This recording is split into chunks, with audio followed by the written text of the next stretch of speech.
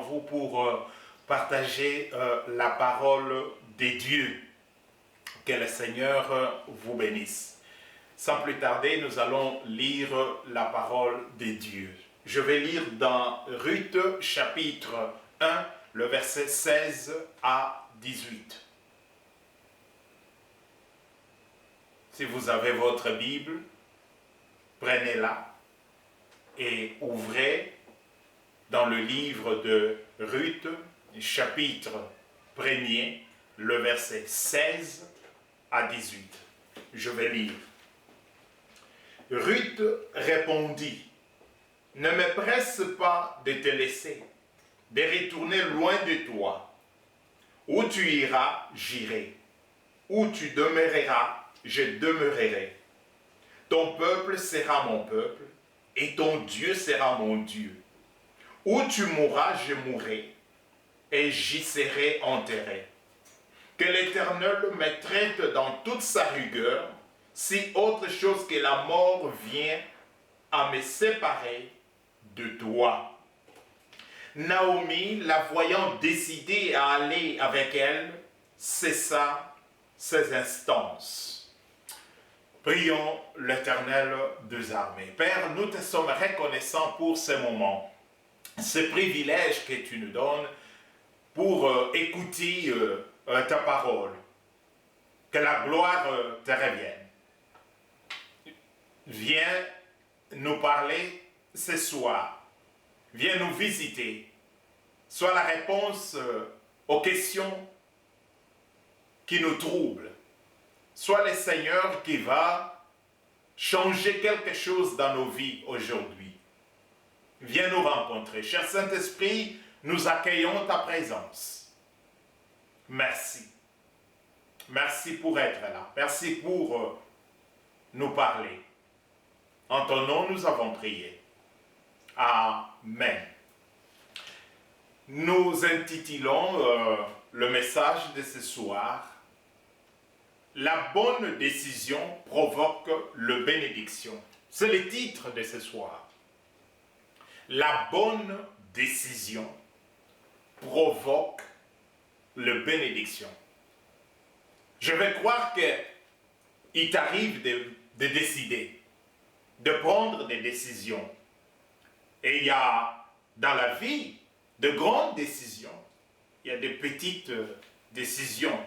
Chaque jour, tu dois décider quel habit tu dois porter, quelle chaussure tu vas porter, quelle direction tu vas prendre. Et chaque jour, nous prenons des décisions. Qu'est-ce qu'on va manger aujourd'hui? N'est-ce pas? Et ça, ce sont les décisions de chaque jour. Il y a aussi des grandes décisions telles que tu vas voyager, tu veux changer d'emploi, tu veux te marier, n'est-ce pas? Tu veux faire des études.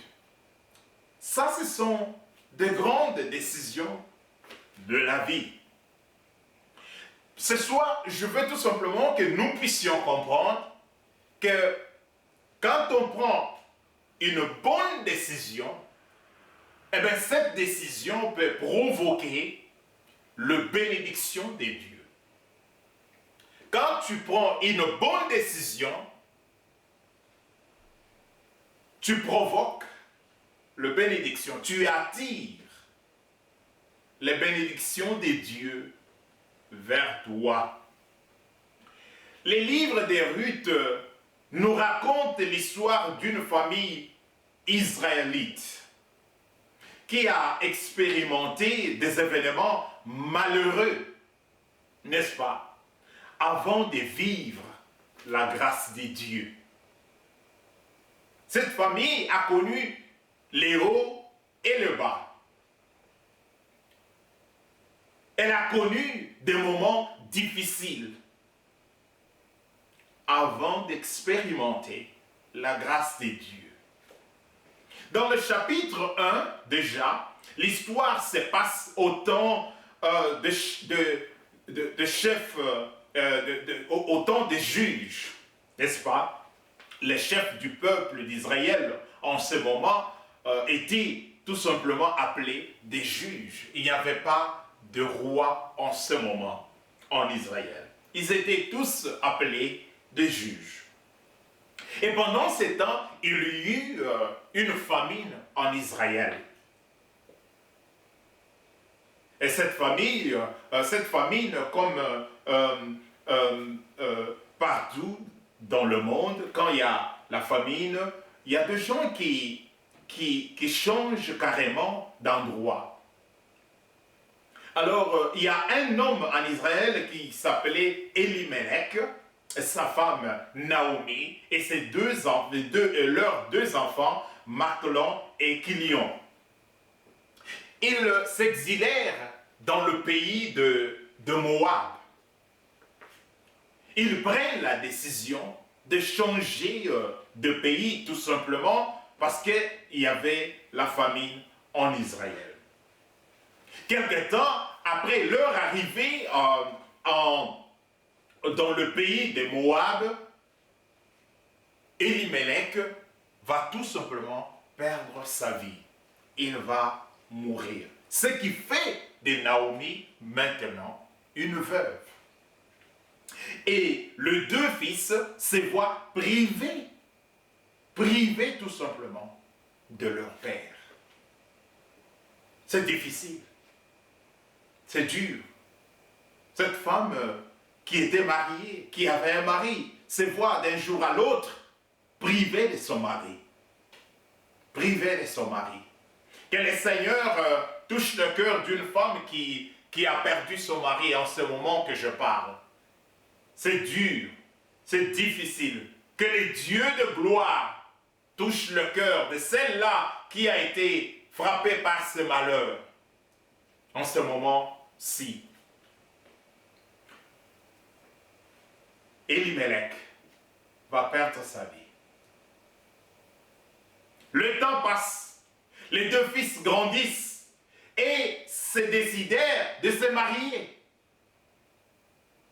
Ils vont alors choisir des femmes moabites. Très facile, n'est-ce pas? Parce qu'ils habitent dans le pays de Moab et ils se disent, prenons des femmes ici. Machlon va prendre la femme nommée Ruth et son frère Kilion va prendre la femme nommée Orpa. Ils vont continuer leur vie. Après une période d'environ 10 ans, un autre malheur va s'abattre. Les deux fils de Naomi vont eux aussi périr. Vont eux aussi périr, sans laisser de descendance. Ils vont périr sans laisser de descendants. Naomi, qui était déjà privée de son mari, se voit encore une fois privée. Et ses deux enfants. Je vois la souffrance d'une mère et épouse. Je vois la souffrance d'une mère et épouse. Je vois comment elle est en train de souffrir. Encore une fois, que le Seigneur des armées, que le Dieu de gloire visite celle qui a été frappée par la mort de son mari ou de ses enfants, ou de son fils ou de sa fille. Ma soeur, mon frère, que le Dieu de gloire console ton cœur. Que le Dieu de gloire te visite ce soir. Te visite ce soir. Qu'est-ce que Naomi a? Elle n'a plus rien. Absolument rien.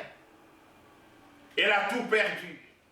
Quand elle est venue dans le pays de Moab, elle s'est amenée avec un mari et deux fils. Et maintenant, Naomi n'a plus rien. parce que le mari et les deux fils n'existent plus. N'existent plus. Naomi reste veuve. Elle reste veuve et privée de ses deux fils parce qu'ils sont morts. C'est alors que Naomi va prendre une décision, celle de rentrer tout simplement en Israël. Elle n'a que ces deux belles filles, Ruth et Oprah, qui sont avec elle. Naomi apprend que Dieu a visité Israël. Il y a maintenant du pain dans le pays. La famine devient une histoire qui appartient, n'est-ce pas, au passé. Le pays est béni. Israël est dans l'abondance, encore une fois. Naomi s'est dit, je n'ai plus de mari, je n'ai plus d'enfants. Quand j'étais venu dans ce pays de Moab, j'avais mes deux enfants, j'avais mon mari. Ils ne sont plus. Je les ai perdus. Alors, Naomi veut rentrer. Il y a du pain toutefois en Israël. Il n'y a plus de raison pour elle de demeurer dans le pays de Moab.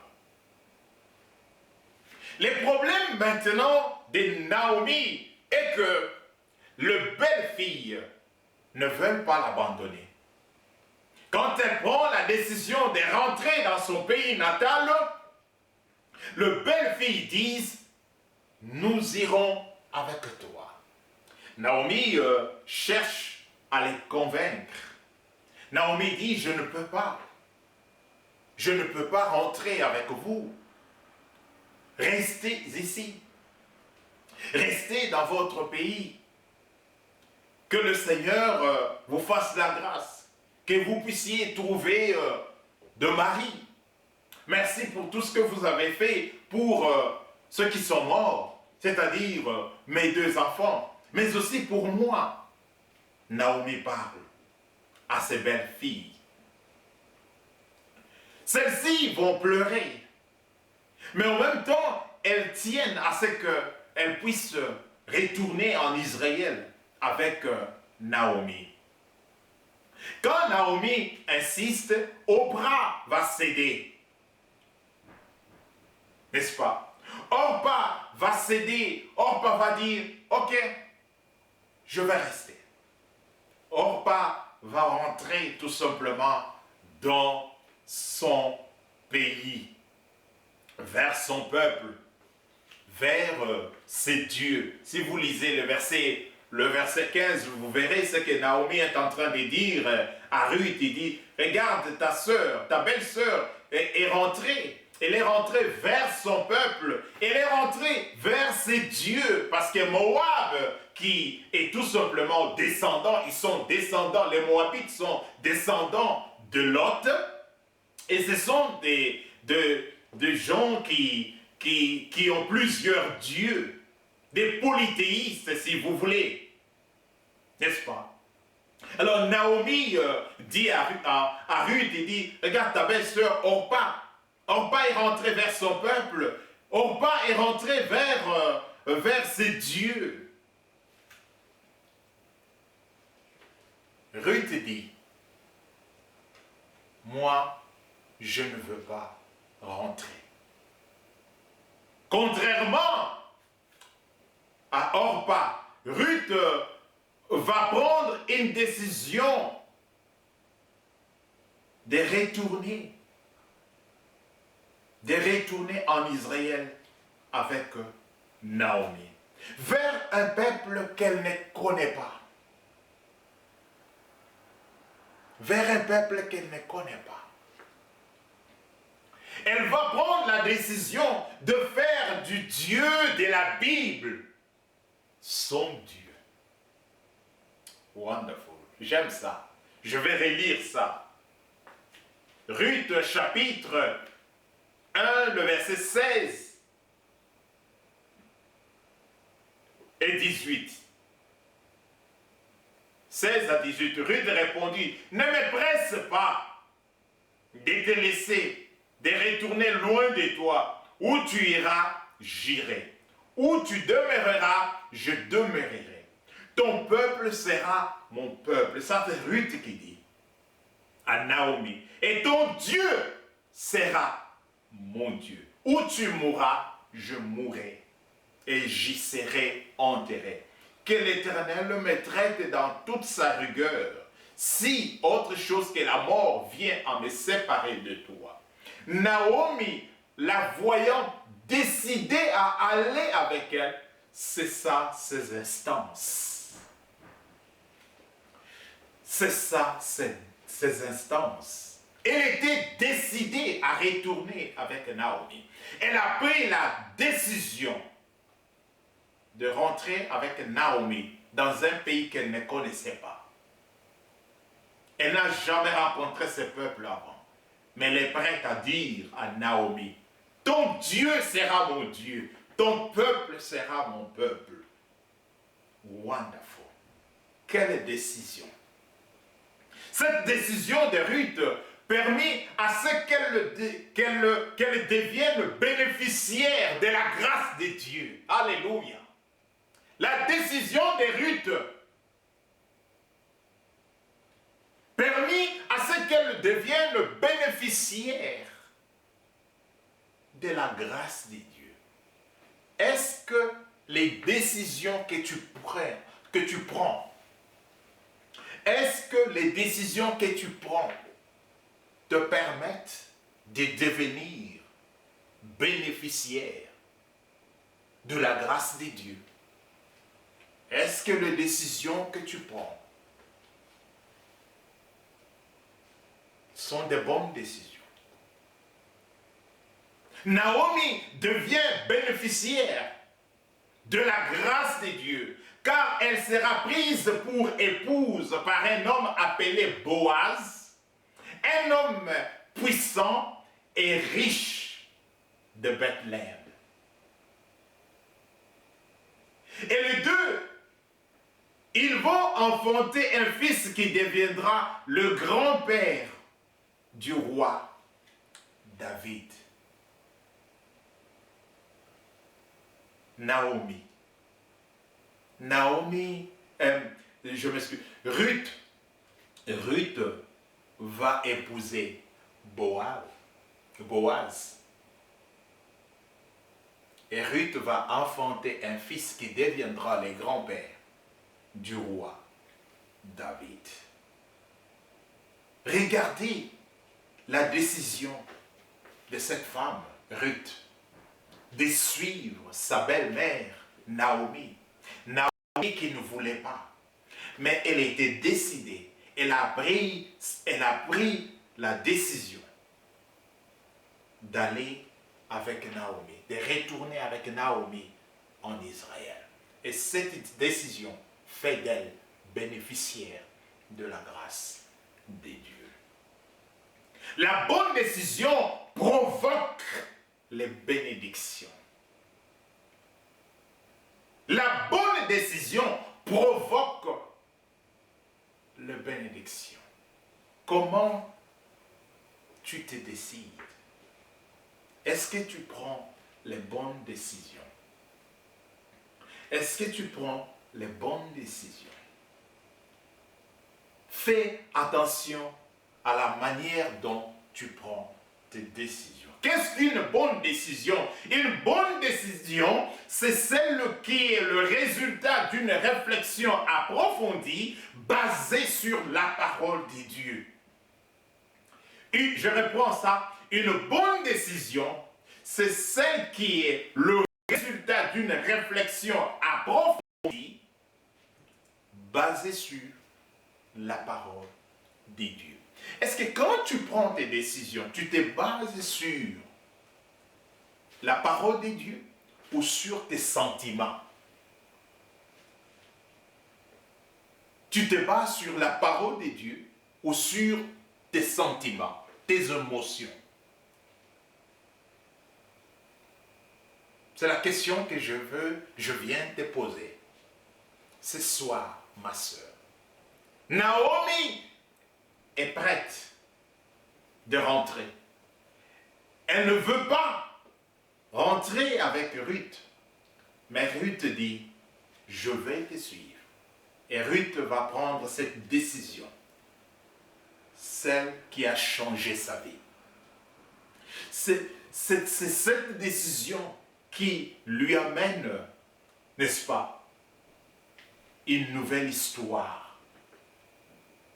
Un nouveau chapitre va s'écrire dans la vie de Ruth, tout simplement à cause de la décision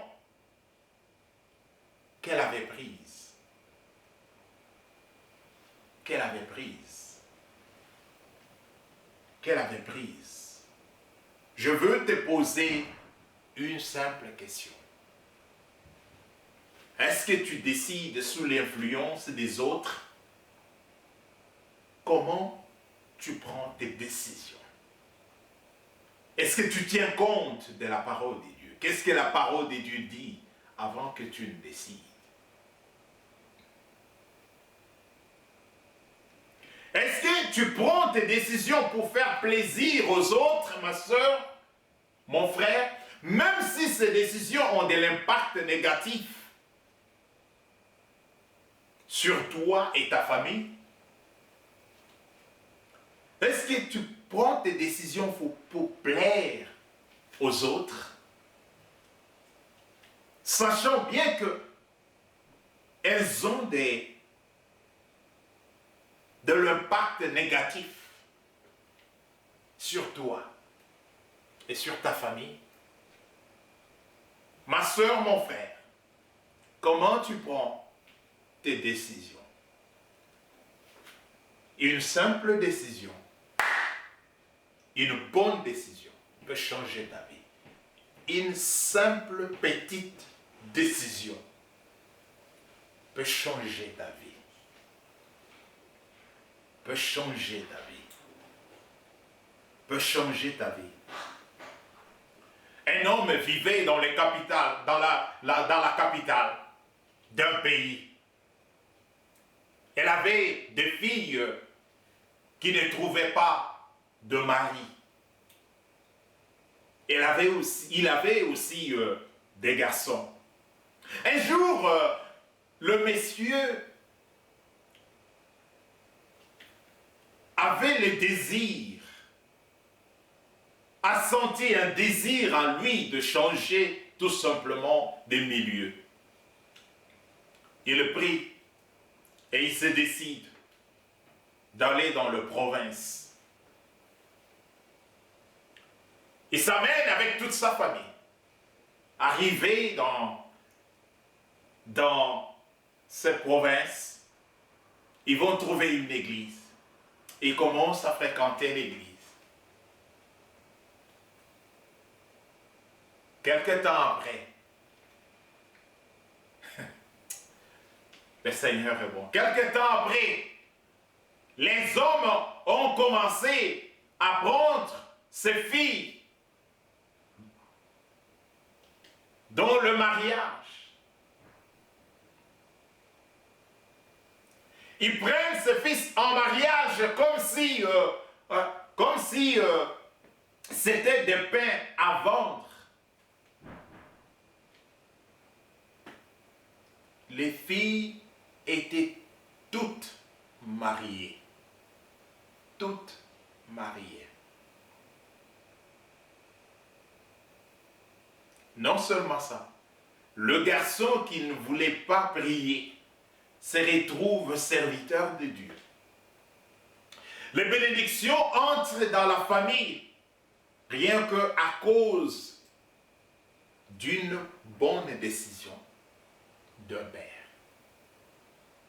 Une bonne décision d'un père. Comment est-ce que tu prends tes décisions? C'est la question que je voudrais poser à quelqu'un ce soir. Ta décision d'aujourd'hui peut être la source de bénédiction pour plusieurs générations. Est-ce que vous le savez? Les décisions que tu es en train de prendre aujourd'hui, elles peuvent parler plusieurs décennies après toi. Ma soeur, mon frère, les décisions que tu prennes aujourd'hui peuvent parler plusieurs décennies après toi. C'est pourquoi tu dois très bien réfléchir avant de prendre de décisions. Aujourd'hui, nous parlons de Jésus-Christ. C'est Jésus qui nous a sauvés, l'homme de Galilée. Je rappelle que Jésus était 100% homme. C'est-à-dire, il était comme toi, comme moi. Il a mangé, il dormait, il marchait. Il était un homme, 100% un homme. Il avait le sang dans ses veines. Il avait des yeux. Jésus respirait comme toi et moi. Jésus pouvait manger. Jésus pouvait dormir. Jésus était un homme comme toi, comme moi. Sa décision d'aller sur la croix, Pierre a voulu l'en empêcher. Il a dit, recule derrière moi. J'ai pris la décision d'aller sur cette croix de Golgotha. Et je sais pourquoi. Parce que je suis appelé à sauver des vies. La décision d'un seul homme, qu'on appelle Jésus de Nazareth, a sauvé plusieurs vies. Aujourd'hui, à cause de cette décision, moi, Laurent Moulomba, je suis sauvé. Et toute ma famille. Toi qui me suis, tu es sauvé. Si tu crois en Jésus-Christ, tu es sauvé. Si tu crois en Jésus-Christ, tu es sauvé. Jésus a pris cette décision. Et cette décision parle encore aujourd'hui. Nous avons ses effets aujourd'hui. Cette décision de Jésus, il y a 2000 ans passés, a de l'impact dans de vie, dans plusieurs vies aujourd'hui. Ta décision peut affecter plusieurs vies, même après toi. Je comprends ma soeur, mon frère, je comprends que cette fille-là est belle, de figure. Cet homme-là est beau pour être ta femme ou ton mari. La question est de savoir si c'est une très bonne décision. Est-ce que c'est une bonne décision?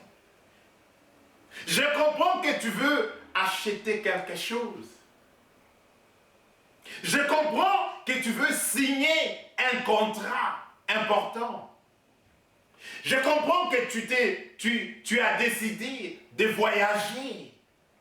Je comprends que tu as décidé de changer d'emploi carrément. La question que je voudrais te poser, est-ce que c'est une bonne décision? Est-ce que c'est une décision qui peut changer des vies, qui peut faire de toi bénéficiaire de la grâce de Dieu, comme Ruth? Est-ce que c'est une décision qui peut créer, qui peut provoquer la bénédiction dans ta vie et dans la vie de ta famille? C'est ça la question que je viens poser. Je viens encourager quelqu'un. Je viens encourager quelqu'un de bien décider, de réfléchir avant de prendre une décision. Alors, réfléchir avant de prendre une décision. Parce que la décision que tu prends aujourd'hui a de l'impact sur ta famille, a de l'impact sur tes enfants, a de l'impact sur ton mari, a de l'impact sur ta femme, a de l'impact sur tes parents, a de l'impact sur tes voisins, a de l'impact même sur ton pays, a de l'impact sur tous ceux qui sont autour de toi, a de l'impact pour ton entreprise, a de l'impact pour les générations futures. Ma soeur, mon frère, est-ce que tu décides sous les émotions?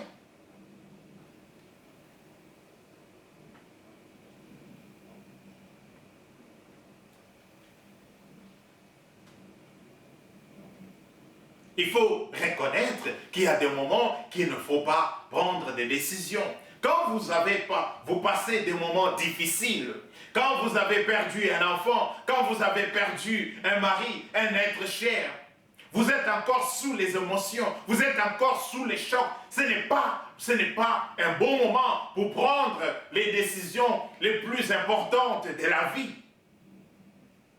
Il faut attendre. Il faut attendre. Sur base de quoi tu prends tes décisions? Est-ce que la parole de Dieu est considérée à chaque fois que tu prends tes décisions? Qu'est-ce que la parole de Dieu te dit? Qu'est-ce que la parole de Dieu te dit? Je comprends que la Bible ne répond pas à toutes les questions. Par exemple, la Bible ne te dit pas quel habit tu vas porter le matin. La Bible ne te dit pas quelle nourriture tu vas manger demain matin. La Bible ne te dit pas quel genre de travail tu vas faire demain. Mais quand tu as le Saint-Esprit de Dieu, quand tu recommandes tes problèmes à l'Éternel et tu lui demandes la sagesse et tu lui demandes de te guider, le Saint-Esprit sera toujours là pour t'inspirer. Ma soeur, mon frère, est-ce que la parole de Dieu a une place dans ta vie avant de prendre tes décisions? La bonne décision provoque la bénédiction. Tu as besoin de bénédiction, tout ne dépend que de toi. Décide bien. Tu as vraiment besoin de bénédiction, tout ne dépend que de toi. Décide bien. Prends des bonnes décisions et tu verras la bénédiction dans ta vie. Des fois, ce n'est pas le diable. Des fois, ce n'est pas le diable. Le diable a peur de toi. C'est la façon dont tu décides. Ce sont tes décisions. Décide bien. Je veux prier pour que Dieu te fasse la grâce. Mais fasse la grâce de prendre de bonnes décisions. De nous-mêmes, nous sommes incapables de bien décider. Nous avons besoin de la grâce de Dieu, de la sagesse. On n'obtient pas la sagesse à l'école. La sagesse est un don de Dieu. Est un don de Dieu. Et Jacques nous dit que celui qui demande la sagesse, il la recevra. Je vais prier. Seigneur, je prie pour ta fille, ton fils qui m'a suivi.